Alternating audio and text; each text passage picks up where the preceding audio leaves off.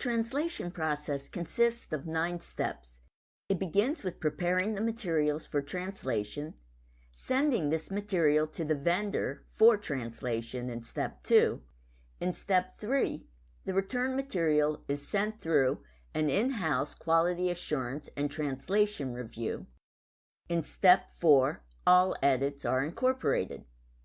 This material is then returned to the vendor in Step 5 for final integration and audio if needed. In Step 6, the return materials are published. In Step 7, the materials are circulated for a final published review.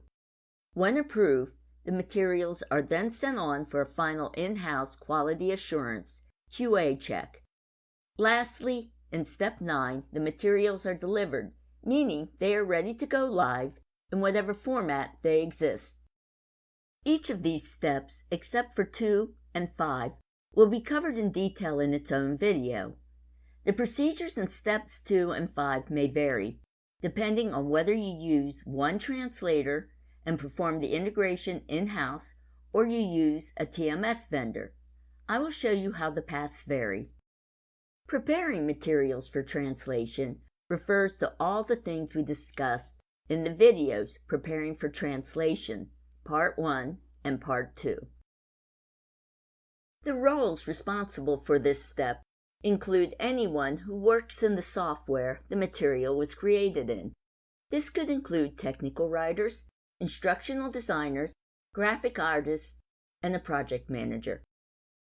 One person might encompass all these roles, or depending on the size of the project, there could be several people for each type of material. Regardless, large or small, there must be one person serving the role of project manager. Even if the role is combined with one of the other roles, someone must coordinate the entire workflow. Whether one person prepares the materials or several, you are all responsible for making sure the materials are ready to translate. This means that the materials are written for translation, which I will cover in the chapter on writing for translation. The materials are designed for translation. These skills will be covered in the chapter on designing for translation. All graphics, tables, and other imagery are editable, or the text is placed in an editable document.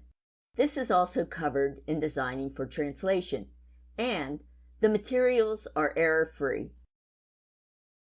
If you haven't done this yet, provide all source documents to the vendor for quotes. And finally, for translation.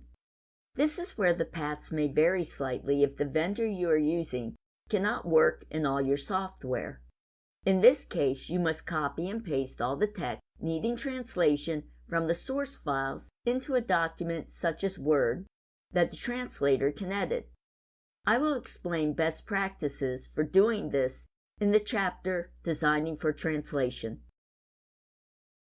The materials must be final.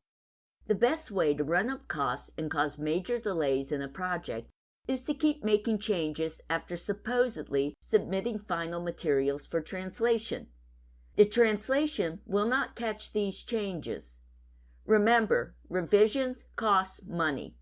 At this point, the project is out of your hands until the translation is returned. Stay tuned for the next video in the series, Step 3, Quality Assurance and Translation Review. Thanks for watching.